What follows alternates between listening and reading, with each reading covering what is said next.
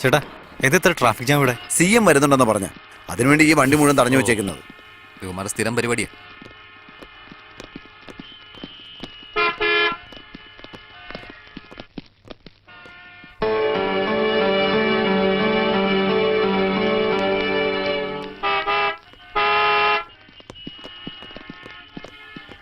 Sir CM വരുന്നു എന്ന് പറഞ്ഞിട്ട് 1 മണിക്കൂറായില്ല ഞങ്ങൾ ഇവിടെ നിർത്തിയിട്ട്. സാർ ഒന്ന് നോക്കിയേ, അവരുടെ അവസ്ഥ കണ്ടില്ലേ? ഞങ്ങൾ ഈ ഓരത്ത് കൂടി അങ്ങ് പോയിക്കോളാം സാറേ. എടോ, തന്നോട് എത്ര പ്രാവശ്യം പറഞ്ഞോ CM എന്ന് ഡോക്ടറേറ്റ് വാങ്ങുന്ന ദിവസമാ. CM കടന്നു പോകാതെ ആരെ ഇവിടുന്ന് കടത്തിവിടുന്ന പ്രശ്നമില്ല.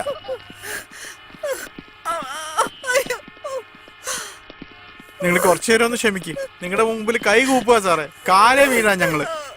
എന്താ കാണിക്കുന്നത്? മാറിയിക്കാൻ പറഞ്ഞില്ലേ? സാർ പാവങ്ങളാ സാർ, ആ സ്ത്രീ വേദനയോട് പൊളയാണ് സാർ, ഒന്ന് കടത്തിവിട് സാർ. CM ഒന്നും പറയാൻ പോകുന്നില്ല സാർ. ആരടാ നീ? എന്നെ പഠിപ്പിക്കാൻ നിൽക്കുന്നോ? നീ നിന്റെ പണി നോക്കടാ.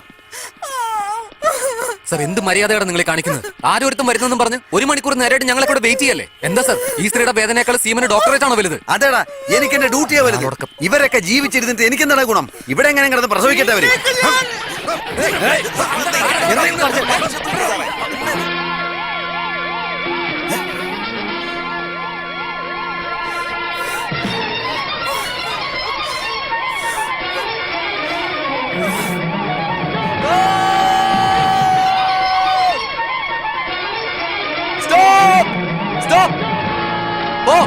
എല്ലാരും പോ.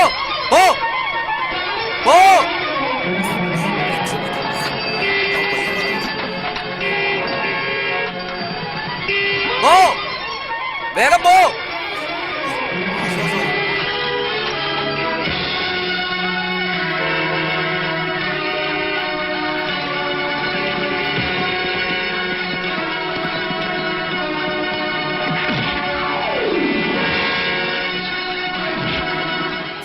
നിർത്ത് സാർ. ഞാൻ എന്ത് തെറ്റാ ഇത്? ആ സ്ത്രീ ജീവന് വേണ്ടി പോരാടുമ്പോ നിങ്ങൾ നിയമം പറഞ്ഞുകൊണ്ടിരിക്കുക. CM എന്ന് വെച്ചാൽ ആരാണ് സാർ? 2 കൊമ്പൊന്നുമില്ലല്ലോ അയാൾക്ക്. ഞങ്ങൾ വോട്ട് ചെയ്ത് അധികാരത്തിൽ കയറിയ ആളല്ലേ അയാള്. ഇത് ഇലക്ഷൻ സമയമായിരുന്നെങ്കിലോ ആ സ്ത്രീയുടെ കാലിൽ കെട്ടിപ്പിടിച്ച് കഴിഞ്ഞ വോട്ട് ചോദിച്ചെടുത്താന്. ഇപ്പൊ അധികാരത്തിൽ കയറി കഴിഞ്ഞപ്പോ ആ സ്ത്രീ ചത്താലും കുഴപ്പമില്ലെന്ന് പറഞ്ഞ് കാറി പോവല്ലേ അവന്മാര്. നീ ആരാന്നാണ് നിന്റെ വിചാരം? പോലീസുകാരെ ന്യായം പഠിപ്പിക്കുന്നു. നിനക്ക് ആരാണ് ഡോക്ടറേറ്റ് പദവി തന്നത്?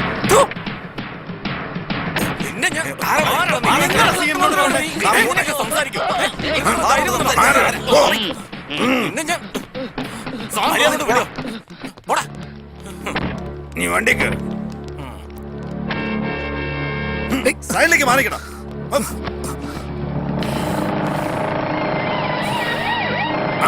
അവനെ വിട്ടേക്ക്. Yes sir.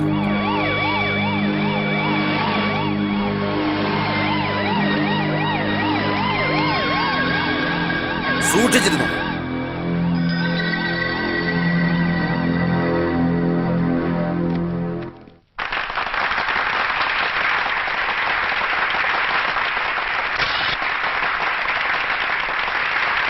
ഇതുവരെ നമ്മുടെ യൂണിവേഴ്സിറ്റി എത്രയോ പേർക്ക് ഡോക്ടറേറ്റ് നൽകിയിട്ടുണ്ട്.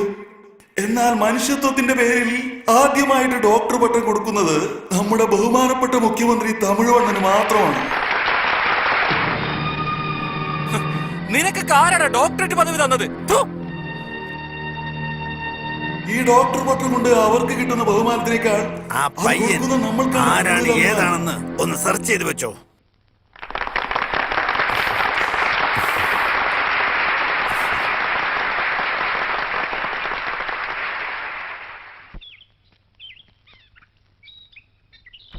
നിനക്കെന്താ പറ്റിയത്? നമ്മുടെ കൂട്ടത്തിൽ തന്നെ ഏറ്റവും സൈലന്റ് ആയ ആളിവനാ. നീ എന്തിനാ ഇന്നലെ അത്ര ഒച്ചയെടുത്ത്? അതും ആ CM-ന്റെ നേരെ.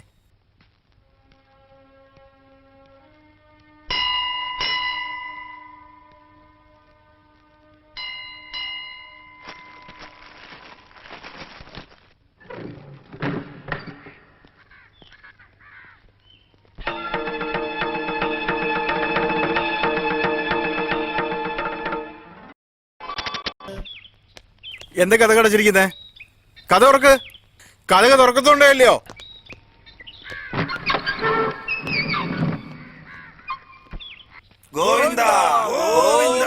നിൽക്കവിടെ. അമ്പലത്തിലെ സെക്രട്ടറിയാ. മര്യാദയ്ക്ക് ഇതെല്ലാം ഇവിടെ വെച്ചിട്ട് പോക്കോ. വെച്ചിട്ട് പോകാനാണോ അദ്ദേഹം മദ്രാസിൽ നിന്ന് ഇങ്ങോട്ട് വന്നത്? വേണമെങ്കിൽ നിനക്ക് ഞാൻ 5 or 10 തരാം. ദേ പിടിക്ക്. നിങ്ങളുടെ പോക്കരത്തിനകത്ത് ഞാൻ കൂട്ടു നിൽക്കണോ? ഇപ്പൊ നിങ്ങൾ ഇതിവിടെ വെച്ചില്ലെങ്കിൽ ഞാൻ പോലീസിനെ വിളിക്കേണ്ടി വരും.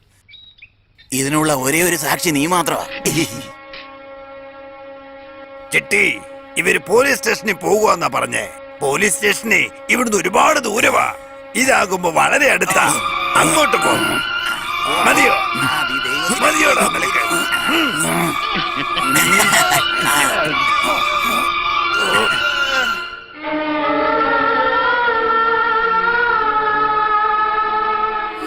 എന്താ പറ്റി?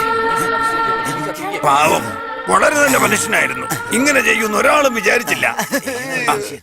കരയാതെ, ഇതൊന്നും നിനക്ക് താങ്ങില്ല. മനസ്സ് വിഷമിപ്പിക്കാതെ. മനസ്സ് അവിടെയല്ല, ഇവിടെയാ.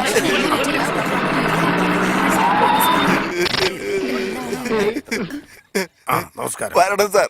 ഭണ്ഡാരത്തിൽ 600 രൂപയും 60 പൈസയും ഉണ്ടായിരുന്നേ. അതുപോലും മോഷ്ടിക്കാൻ നോക്കിയപ്പോ ദേ ഈ സാറാണ് കൈയോടെ വന്ന് പിടികൂടിയത്. ആ അപമാനം സഹിക്കാൻ പറ്റാതെ അദ്ദേഹം തൂങ്ങി മരിച്ചത്. നോക്കി നിൽക്കാതെ പറയണോ? അത് തന്നെ, അവർ ആത്മഹത്യ ചെയ്തതാ. വലിയ അഭിമാനിയായിരുന്നു സാർ. ഇവിടെ അവിടെ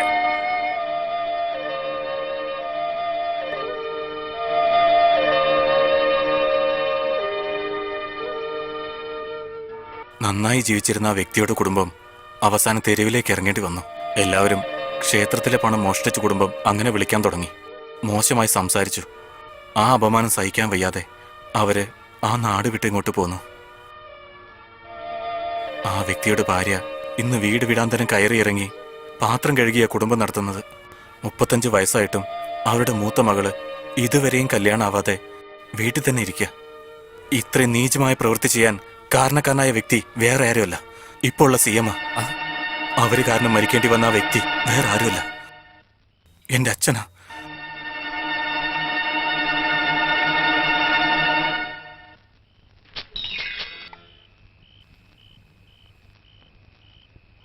ഒരു പ്രയോജനം ഇല്ലാത്തൊരു തിരുമണ്ടൻ എന്ന് വിചാരിച്ചു. രാത്രി 10 മണിക്ക് ലൈറ്റ് ഓഫ് ചെയ്യാതെ പാട്ടും കേട്ടോണ്ടിരിക്കുന്നതിന് വേറെന്താ പറയാ? പകല് വന്നാലല്ലേ രക്ഷപ്പെടുള്ളൂ. രാത്രി വന്നിരിക്ക എങ്ങനെ രക്ഷപ്പെടുമെന്ന് എനിക്കൊന്ന് അറിയണം.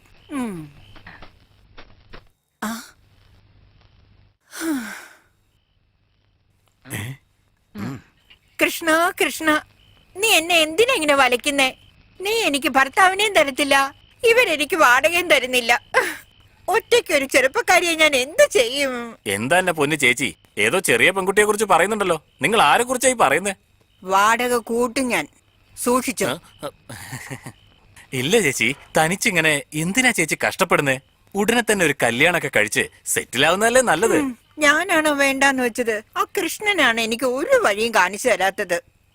കൃഷ്ണൻ എന്നോട് ഒരു കഴുതയെ കെട്ടാൻ പറഞ്ഞാലും കെട്ടും ഞാൻ, ഒരു നായെ കെട്ടാൻ പറഞ്ഞാലും കെട്ടും ഞാൻ, നിന്നെ കെട്ടാൻ പറഞ്ഞാലും കെട്ടും ഞാൻ.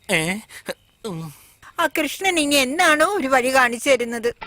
എന്തിനാ ആലോചിക്കുന്നത്? പുതിയതാരായിരിക്കും? കൃഷ്ണൻ, ഭഗവാൻ. ക്ലിങ്. വാടക പോലും കൊടുക്കാതെ പറ്റിക്കുന്നത് എങ്ങനെയാണ്? എങ്ങനെ?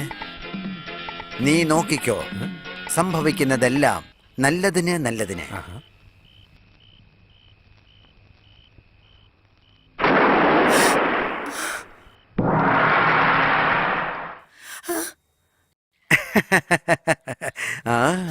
ആരാ ആരാ? നീ തന്നെ രാധ, ഞാൻ കൃഷ്ണനല്ലേ? നീയാണ് NTR. കൃഷ്ണൻ കറുത്ത നിറമാണെന്നാണല്ലോ ഞാൻ കേട്ടിരിക്കുന്നേ. നീയാണെങ്കിൽ കാണാൻ വെള്ള നിറമാണല്ലോ. ഞാൻ ഉജാല കളർ മാറ്റി വെച്ചു. നീയോ? ചുമ്മാ തമാശക്ക് എനിക്കൊരു രസം തോന്നിയപ്പോഴാ. രാത്രി ആയതുകൊണ്ടാ ഞാൻ മേക്കപ്പ് ഒക്കെ ഇട്ട് ഭംഗിയാക്കിയത്. നിന്നെ ഞാൻ എവിടെയോ കണ്ടിട്ടുണ്ടല്ലോ. വേറെ എവിടെയുമല്ല, നിന്റെ വീട്ടിൽ തന്നെ. ഇവിടെ അക്ഷയ് എന്ന് പറഞ്ഞൊരുത്തും വീട്ടിൽ താമസിക്കുന്നില്ലേ? അവൻ വേറെ ആരുമല്ല, അവൻ തന്നെയാണ് ഞാൻ, ഞാൻ തന്നെയാണ് അവൻ. കൽക്കി അവതാരത്തിൽ ഞാൻ രൂപം മാറി നിന്റെ വീട്ടിൽ തന്നെയാണ് നാം വസിക്കുന്നത്.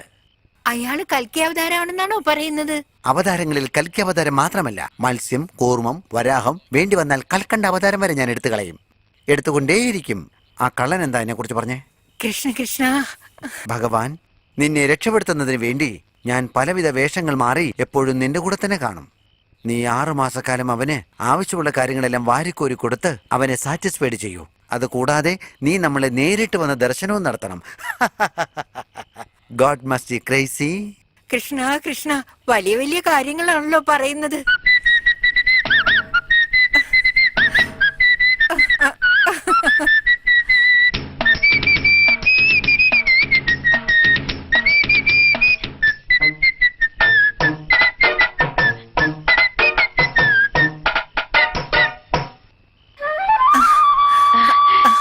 കൃഷ്ണ കൃഷ്ണ കൃഷ്ണ കൃഷ്ണ